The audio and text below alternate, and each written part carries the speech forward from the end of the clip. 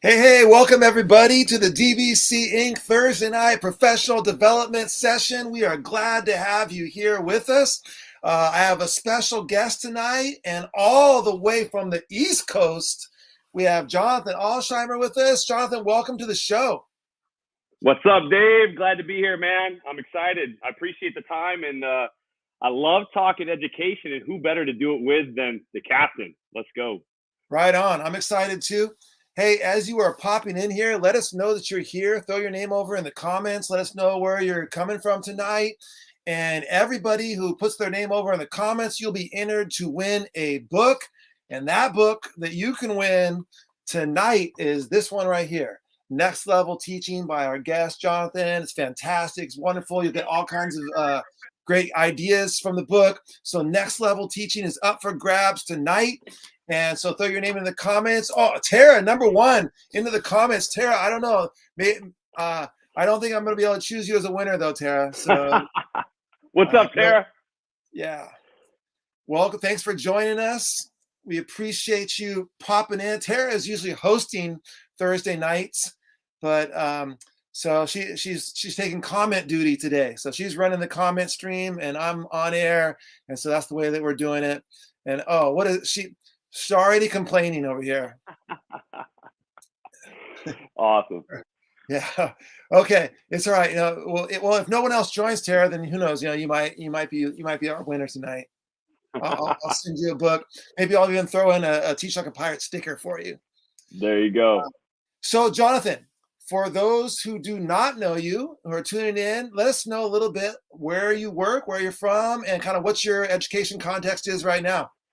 Yeah, Dave. So Jonathan Alsheimer, of course, 12 years of teaching. I teach in a middle school. What's up, Vernon? Let's go. What's up, man? 12 years teaching. I'm a middle school teacher. I've taught high school. I teach in Northern Virginia outside of DC.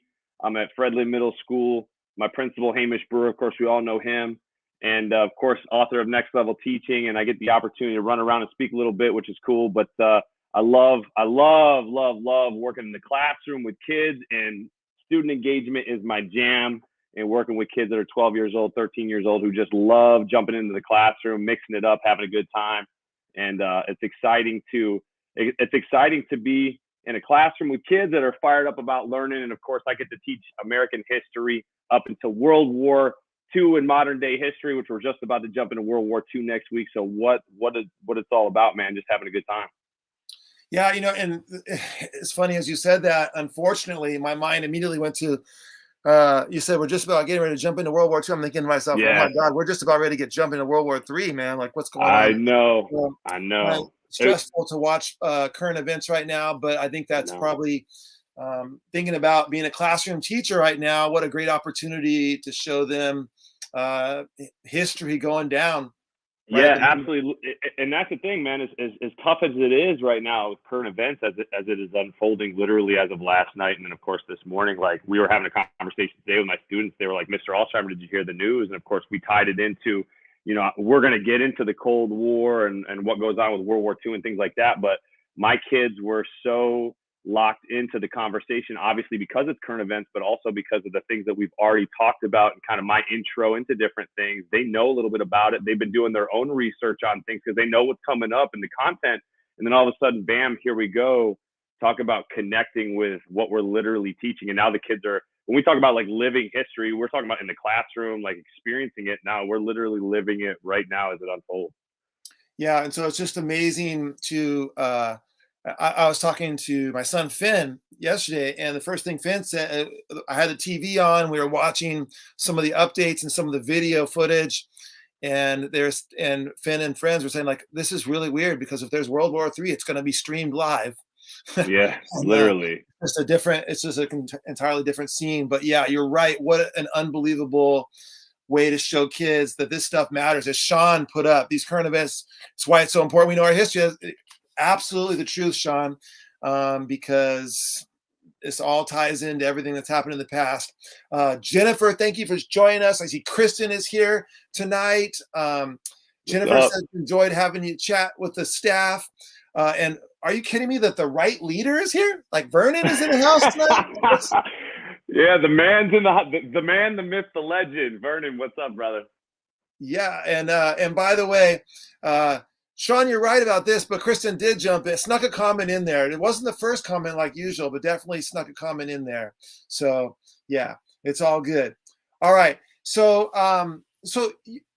this principal, I never heard of this guy. So um, your principal like rides a skateboard, has some tattoos or something like that. I'm like, I heard he's kind of relentless. He's crazy, man. Like it's funny to see kind of the, to say, I work at Fredland Middle School with Hamish Brewer because obviously he's super famous in the world of education, and it's crazy because he's right down the hallway, man. I open my door and there he is, just hanging out. You know what I mean? With the hat on, as you always see him on stage. There he is right outside the room, and he's popping in saying what's up to kids. And it's funny how people, they see him on stage, but like we get to see him in action every single day. It's pretty cool. Yeah, that's awesome. Yeah, and so another DBC Inc. author. His book Relentless is fantastic. It's awesome, great stuff. If you haven't picked that up, pick that one up too. I had a question about Fredland, and one of the things I've noticed, and people notice kind of with the social media, is the physical environment, like like on the walls and stuff like that. Yep. Maybe kind of tell us what that's about. Like, what does it look like to be inside Fredland? It literally looks like the walls are tattooed, man, with the messages that you want to see. And it's kind of cool because I remember one of the first, one of the first years he was in our school, I posted a social media message of a Bruce Lee quote. And the next thing I know, our artist is out there on the wall, painting it on the wall. It's kind of cool because, you see these people that that you see in history that are on the walls, or you see these cool messages on the walls. But the biggest thing about it is just like making the school look like kind of something that the kids are used to seeing on the outside of a school building. Oftentimes we talk about like what schools should look like, and the thing about it is like school's not built on an assembly line. Like every school shouldn't look the same, man, because you want to bring in the things that your kids see, that the kids gravitate to in a way that they can connect with. And it's kind of neat because we have the graffiti all over the walls, we have the messages all over the walls. Matter of fact, our gym is like completely decked out with black paint all over the place, with of course our Hornet colors all over the place. But it's kind of cool because you walk in so many schools and it just looks so mundane and the same, right? And sometimes you even see, the messages that are the same and the messages that you want to see, but in a cool way in our school, it just looks different. It's kind of like thrown right in your face in an aggressive, but also academic fashion. And it just, as soon as you walk in, you're just like, yo, this place is different. And when we talk about our classrooms, man, isn't that the way we want to be? Not only in our schools, but in our classrooms. We want our kids to walk in and be like, there's just something different about our classroom. There's just something different about this school. I want to be here. I want to be a part of it. Yeah. And so speaking about classrooms, we share something, and that is that we both believe in creating experiences for kids. Yeah. And, one of my quotes from my keynote, don't just teach a lesson, create an experience. Lessons are easily forgotten, but experiences live forever. And I know you just recently, based on stuff I saw on social media, created quite an experience for your kids. It's a lesson I love too as a U.S. history teacher. And so kind of break down for us what that recent lesson was that kind of knocked it out of the box for the kids. That's right. So, hey, man, I'll tell you what, talk about two of the same right here. I got your book right here. Shout out to that. But when we're talking about the 1920s, we just did the 1920s in my classroom. And one of the things that I think that is so cool about any teacher that has the opportunity to do this, but like history, especially, have the opportunity is to make that experience, right? We have the opportunity to breathe life into the standards that we teach. And so why just talk about the content, and whatever the content is, why don't we let kids live it, experience it, feel it, whether it's a game, a challenge, or whatever. And for us, we created the 1920s Day, a speakeasy day in my classroom, where I challenge kids to dress out as close as we can get to what the 1920s looked like. So I had a suit on, and it was actually like the first day on the East Coast that was reasonably decent in terms of weather. It was like probably 60 degrees, worst time, because we're used to like 30s and 40s. I had this suit on, I had this huge coat on. I greased my hair to the side a little bit. All of a sudden, we have all these cool posters outside the wall. And when the kids walk in, we got jazz music playing. And it was about experiencing what it was like. So we did things like we danced to Charleston. We played a game as it relates to kind of staying away from bootleggers during that time frame, because you're talking about the 18th Amendment banning alcohol. One of the things that we also did in the classroom was, back in the 1920s, with banning alcohol with the 18th Amendment, in our classrooms, in our schools, one of the things that's prohibited, we talk about prohibiting things, is soda. So we had kids drinking soda, trying to emulate the whole thing, from the feel in terms of the music to what we were doing, to studying the people. And it was just a cool experience. I remember one of the things I liked the most was at the end of it, I had a student that said, "Mr. Alsheimer, can we do this again tomorrow?" I was like, "Man, you want me to dress up in this suit again tomorrow?" I practically have to wring the sweat out of it when we're all done. And I'll tell you what, I am not a phenomenal dancer. That is one thing for sure. And when you got me dancing the Charleston in the middle of class, thank God there were some other kids who were trying to try it out with me so I didn't look like completely foolish. But it was awesome, man. It was awesome to just get out there and have a good time with kids, and then get them to experience or to kind of live what we're talking about in the classroom in a way that's unique and different. And I think that's one cool thing about what we do is we have the opportunity to do things like that, and then kids get tied into it. And the next time we're talking about a new content or a new activity that we're doing, they're excited because they're like, "Man, I just did this yesterday. It's kind of cool now to read about it," or whatever. So it was exciting. It was awesome. And the kids had a really good time. They even were like, "Hey, Mr. Alsheimer, can I make more posters?" I had a kid, when we talk about the 1920s, this is something a lot of people don't know, but you see it on the Disney Channel all the time, Disney Plus. Steamboat Willie came out in the 1920s, the introduction of Mickey Mouse. So I had a kid the morning of print me out this massive poster that I could put out in the hallway to show that Mickey Mouse was, the idea of Mickey Mouse was created in the 1920s. So they really took it upon themselves to make it even cooler than I could bring to the table, which was pretty awesome to see.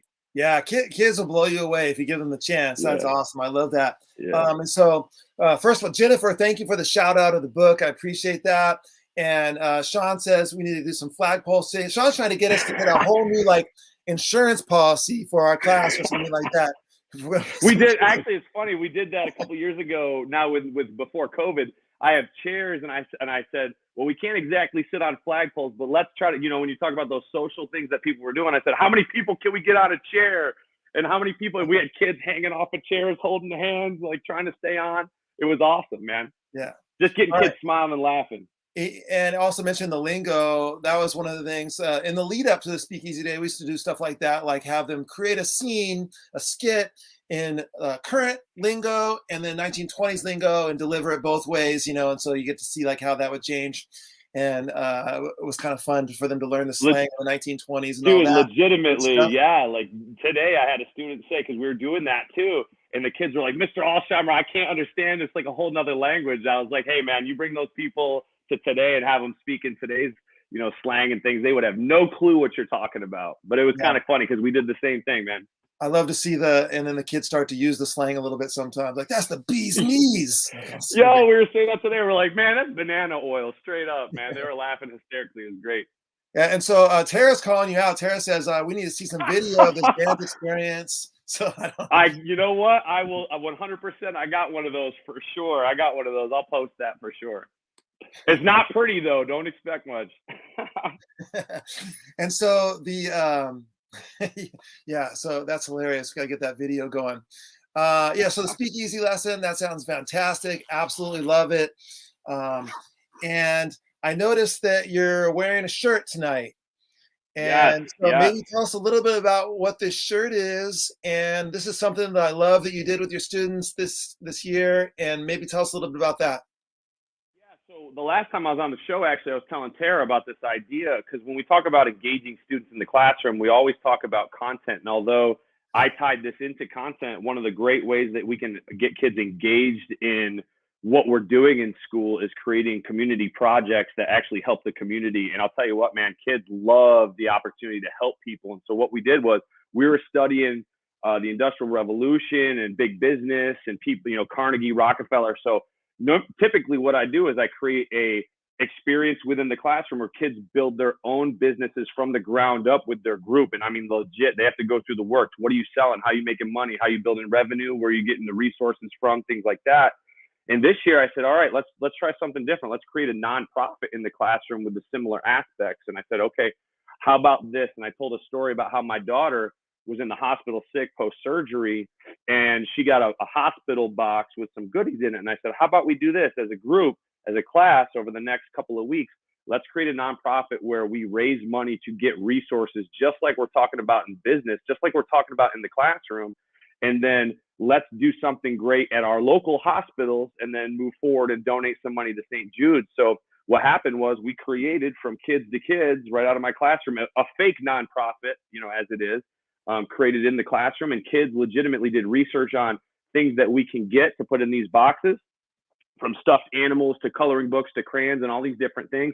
They did all the purchase orders. They reached out to businesses for money, and we raised a couple $1,000s, and we made about 70 boxes filled with these goodies that we created as, again, another outside the box experience in the classroom, of course, tying in the content. But the kids, I'll tell you what, some of the best, I had kids reflecting on this activity, and they were like, Mr. Alsheimer, this was amazing. This is one of the best projects I've ever done. In fact, I had several kids say that I had earlier in the day, they're like, Mr. Alsheimer, can we come back later if we get our work done? Because we want to come back, and all we want to do is help people. And we ended up getting like 70 something, I think it was 73 boxes that we sent to the local hospitals filled with goodies for these kids that are post-surgery or have severe health issues.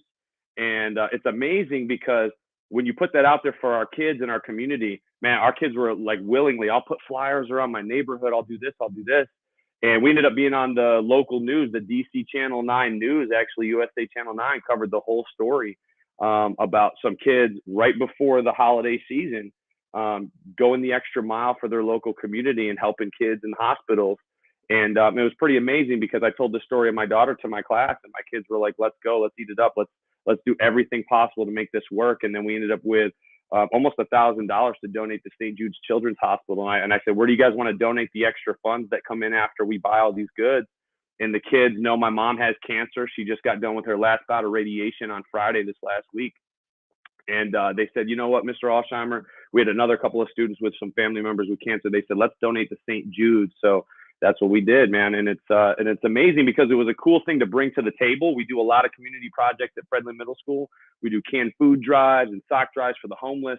But to create something like this that's different and unique outside the box was pretty awesome. And on top of that, it spread across 12. By the time we executed the process, it was across 12 states. Schools in 12 different states saw the tweet outs and the social media posts, and they're like, how do we get involved in this? And it was, and you don't have to buy anything. It's literally just you getting your class to raise money or bring in donations. And then what you want to do with it is big or as small as you want. And it was pretty awesome to see even the pictures from Kentucky and from Florida of schools that were doing this for their local communities themselves. And it came from a classroom in Northern Virginia, just kids who wanted to make a difference.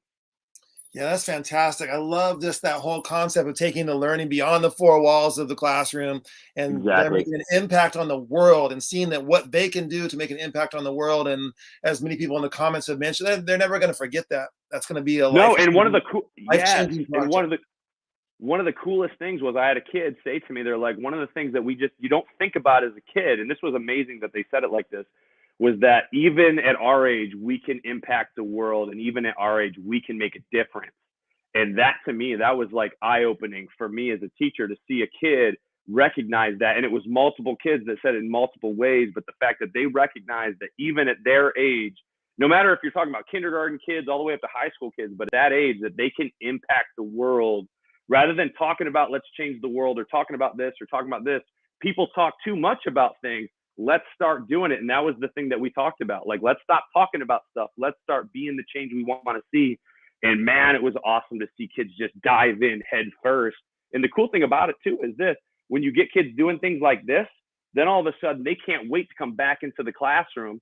They can't wait to learn about content because they just did something cool in your class. And again, as you said in your book, Teach Like a Pirate, man, it's about making your classroom just a little bit different, a little bit cooler, getting people to realize that, man, there's something different about this teacher, this class, this school, right? And I just want to come back and I just want to learn. And also on top of that, how it lets you build relationships with kids because now you have a common connection that you can talk about and that you can connect with because you did something amazing. And it wasn't even something that you're going to put on a test, man. Forget the test. Push that off to the side for a minute, right? And it's life-changing, character-building lessons. Yeah. I mean, when you think about compared to learning a content standard, the idea that they're going to leave your class understanding that they have agency in the world, they can make a difference. They can make change themselves. And that's just a powerful lesson. So I love it. By the way, Kristen put into the chat that Sean just earned his master's degree, I believe it was today. Yo, congratulations. Sean? Right on, Sean. Way to bring it. Way to get that master's. Love it. And lots of people loving this idea of going beyond the classroom and impacting the world and showing kids. I mean, that's just imagine the difference when they can see the relevance of what they're learning. How many kids go through school saying like, when am I ever going to use this and all that kind of stuff like that? But we can show them the relevance of what they're learning. It just makes it so powerful and they become so passionate. And we said, we're like, listen, you are literally being a CEO. How much more relevant can it be? You are learning how to build something special, and you can do something like this outside this. You want to build a business, you have an idea, make it happen, man. And kids were like, whoa, for real? This is legit. Like, I'm like, yes, this is as relevant as it can possibly get to your real life. Yeah, and compare that to, say, a typical project, the poster board. They stand in front of the room and talk about it for 2 minutes, and then the dumpster at the end of the day is filled up with like poster boards as they leave school. And this is something that continues on and really makes a real difference. So I love it. So listen, if you are tuning in, Tara has put over into the comments the link for Next Level Teaching. Everyone who has put a comment in, if you haven't put a comment in, make sure you get in there now. Get your comment in there. You are open to win Next Level Teaching. We're going to choose somebody. We'll announce it tomorrow. The winner of Jonathan's book. It's fantastic. You're going to love it. You're not going to be, a lot of books look like Harry Potter or something like this. It's hard to struggle through, but bogged down with 40,000 parenthetical references to research and all this stuff. It feels like you're going through the dentist office. Now, this is a very approachable book, and you're going to just walk away feeling inspired and ready to be better in your classroom tomorrow after reading it. And so highly recommend Next Level Teaching. Jonathan is a fantastic speaker. He travels, he does conferences, talks to districts, schools. Jonathan, before we handle a few final things, if people want to get in contact with you, what are the best ways to do it? Yeah, you can hit me up on social media at Mr. Alsheimer. I also have a website, jonathanalsheimer.com. You can reach out to me there as well, learn a little bit more about me and connect with me there. I love to learn from people. I love to chat education, so hit me up. Okay, so there is at least one more thing. We've talked about this before, but I have to bring it up again. I'm just wondering what it is like to be Jonathan Alsheimer. I mean, you're a pretty fit guy, but only the second best basketball player in your house. Oh, man, I'm telling you what. I knew you were going to call that out, Dave. I'm telling you, I was talking to my wife in the kitchen. I said, Dave's going to call me out, man. True story. My wife is in the Hall of Fame for the community college that she went to play basketball. She played basketball, of course, beyond that as well. Oh, there's the hearts from her. And true story, we've been dating since high school. She smoked me in a game of one-on-one in high school. Oh, and she never lets me forget it, man. So I'll tell you what, man, she owns several records, man. She's just unbelievable shooter, just an unbelievable basketball player. And yes, man, she tore me apart. I'll never live it down. Because I saw some video that got posted and definitely has skills. And as a former basketball player and basketball coach, I have to give a lot of respect there to her.